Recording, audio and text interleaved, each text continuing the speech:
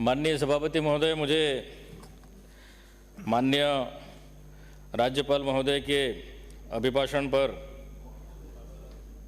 बोलने पर मौका दिया, उसके लिए बहुत बहुत धन्यवाद। माननीय सभापति महोदय, मैं मेरे क्षेत्र की बात रखूंगा क्योंकि मुझे कितना समय दिया, 12 मिनट ही दिए शायद तक, और आप जल्दी बिठा देंगे क्योंकि आपकी व्यवस्था है। हाँ, तो राज्यपाल महोदय के अभिभाषण में जो हमारे सामने जो सरकार में मंत्री बैठे हुए हैं, इन्होंने जो लिख के दिया वही माननीय महामहिम ने अभिभाषण प्रस्तुत किया है। इस अभिभाषण में कुछ ऐसा नया नहीं है, खाली बजट नहीं है, खजाना खाली है, मोदी जी ने ये कर दिया, मोदी जी ने वो कर दिया, डबल इंजन की सरकार है। इसके अलावा इस अभिभाषण में कोई तथ्य नहीं है। इस अभिभाषण में एसटी एससी के लिए कोई भी नीति, कोई भी योजना नहीं बनाई है कि एसटी एससी के लिए हम क्या करेंगे।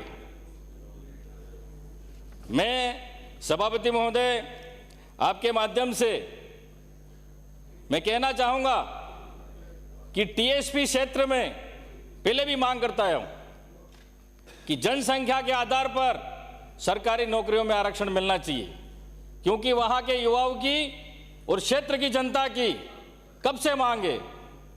मैंने विधानसभा में मांग उठाई थी और अब भी उठा रहा हूं कि यह विशेष मांग है।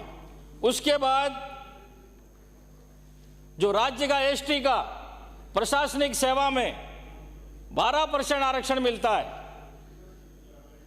तो हमारे टीएसपी एरिया को इस 12 में से प्रशासनिक सेवा में 6% आरक्षण पृथक से दिया जाए, क्योंकि हमारे टीएसपी क्षेत्र में भील, आदिवासी, जो गरीब हैं, जो पिछड़े हैं, जो 1 बीघा जमीन है, किसी के पास जमीन भी नहीं है, वो मजदूरी करते हैं, खेती भी बराबर नहीं कर पाते हैं, उनको वास्तविक आरक्षण मिलना चाहिए। वो आज तक 75 साल तक वास्तविक जो हक हमको नहीं मिला है, यह आरक्षण हमको मिलना चाहिए। अभी तो हम सीखे ही अब हैं आरक्षण होता क्या है। पहले आरक्षण के नाम पर दूसरे ही सब ने फायदा उठाया है। अभी भी हमको एसटी एससी को 100 साल तक आरक्षण की आवश्यकता है, तो हम बराबर लेवल तक आएंगे। आज तक हम यहां पर आए नहीं है। हमारे पूर्व मंत्री जी बोल रहे थे कल, किसी ने, माननीय सदस्य ने कहा था, अरे ये वनवासी क्या बोलेंगे।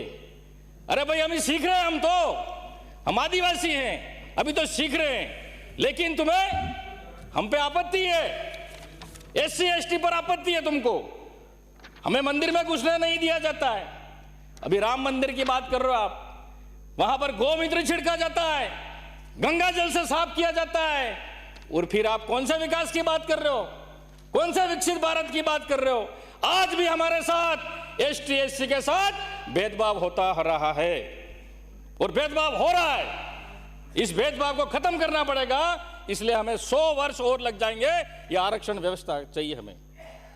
लेकिन Bharatiya Janata party, Modi ji, double engine की सरकार हमारे आरक्षण को खत्म करना चाहती है, किसी के माध्यम से हमें हटाना चाहती है। आज आदिवासियों पे अत्याचार हो रहे हैं। कार्तिक भील हत्याकांड हुआ, मध्य प्रदेश में हमारे आदिवासियों पर पेशाब किया जा रहा है। छत्तीसगढ़ में हसदेव जंगल को उजाड़ा जा रहा है, 90,000 वृक्ष उजाड़ दिए, आदिवासियों को वहां से भगाया जा रहा है, आदिवासियों को वहां पे गोली से उड़ाया जा रहा है, और बता रहे हैं जो वहां पर हक किया अगर आवाज उड़ा था आदिवासी, तो उसको नक्सली बताकर उसको गोली मारी जा रही है। क्या ये डबल इंजन की सरकार है? क्या ये मोदी जी की सरकार है? क्या आदिवासी इंसान नहीं है? क्या आदिवासी इस देश का मालिक नहीं है? उसका अधिकार नहीं है? यह मैं कहना चाहता हूं सभापति महोदय कि यह ऐसा हो रहा है।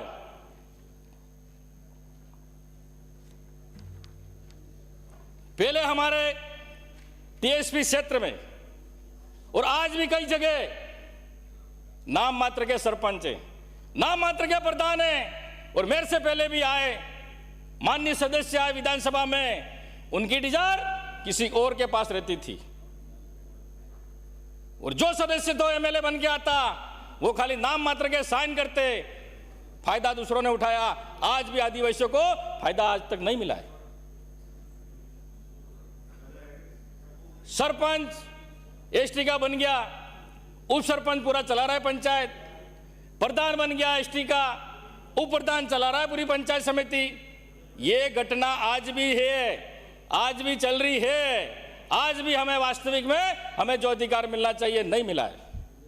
मैं कहना चाहूंगा कि वास्तविक उनको अधिकार मिलना चाहिए।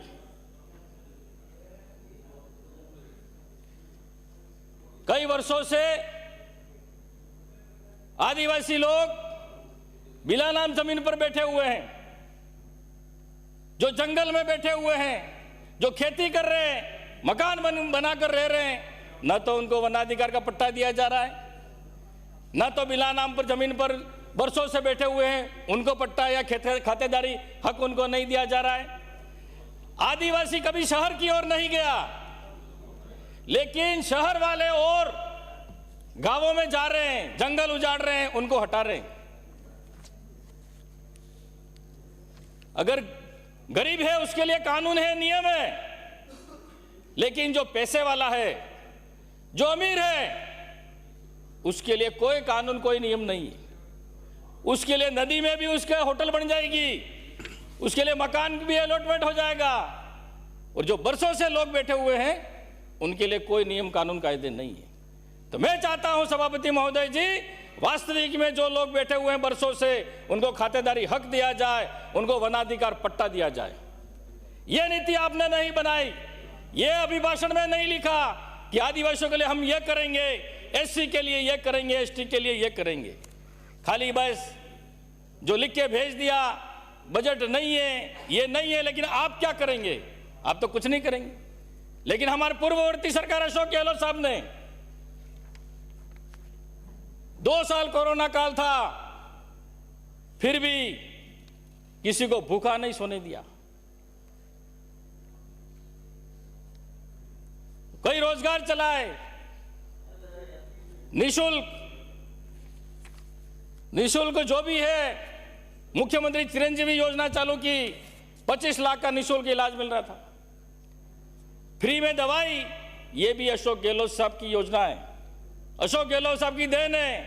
वास्तविक में वो अशोक महान सम्राट राजा हुआ करता था, और इन्होंने भी ऐसा काम किया है। भले आप ऊपर से मना कर रहे होंगे, लेकिन दिल से तो वास्तविक में कांग्रेस सरकार ने सभी वर्गों का 36 वर्ग के लिए काम किया था। खाली आपने नाम बदलने का काम किया। मणिपुर की घटना, मोदी जी मौन, भारतीय जनता पार्टी के नेता मौन।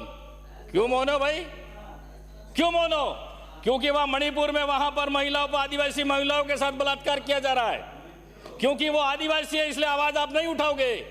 अगर कोई हिंदू होता तो आप आवाज उठाते, क्योंकि वो आदिवासी है, इसलिए आप आवाज नहीं उठा रहे हो। उनकी इतनी तकलीफ हो रही है, लेकिन इसके लिए आप एक शब्द बोलने के लिए तैयार नहीं हो। अरे मोदी जी, ये डबल इंजन की सरकार है। क्या मणिपुर भारत का राज्य नहीं है? लेकिन ये इस तरह से जो भारतीय जनता पार्टी की सोच है, वो देश को एकीकरण नहीं, उसको अलग करने का काम कर रहे हैं।